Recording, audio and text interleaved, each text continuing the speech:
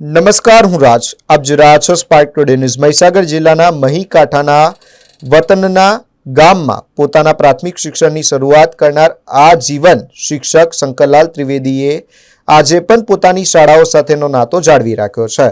શંકરલાલ ત્રિવેદીએ નાના વડદલા પ્રાથમિક શાળામાં પ્રાથમિક શિક્ષણ મેળવ્યું હતું. ત્યારબાદ વડોદરામાં માધ્યમિક શિક્ષણ મેળવી શિક્ષક તરીકેની નોકરી સાથે MS યુનિવર્સિટીમાંથી BA અને BEdની ડિગ્રી મેળવી હતી. માધ્યમિક શિક્ષક તરીકેની સેવા દરમિયાન તેમણે ગરીબ અને જરૂરિયાતમંદ વિદ્યાર્થીઓને શૈક્ષણિક સાધનોનું વિતરણ શરૂ કર્યું હતું, જે આજે પણ અમૃત વર્ષમાં પ્રવેશ્યા હોવા છતાં અવિરતપણે ચાલુ રાખ્યું છે.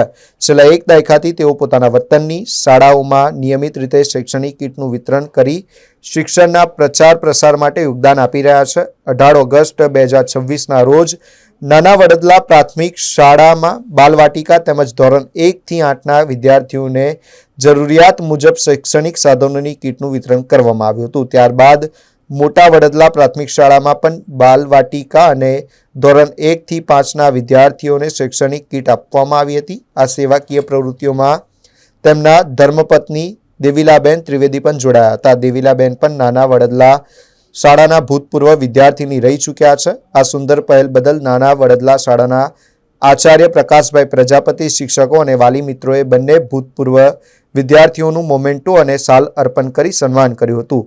શિક્ષણ પ્રત્યેનો આ સેવાભાવ અન્ય ભૂતપૂર્વ વિદ્યાર્થીઓ માટે પણ પ્રેરણારૂપ બન્યો છે.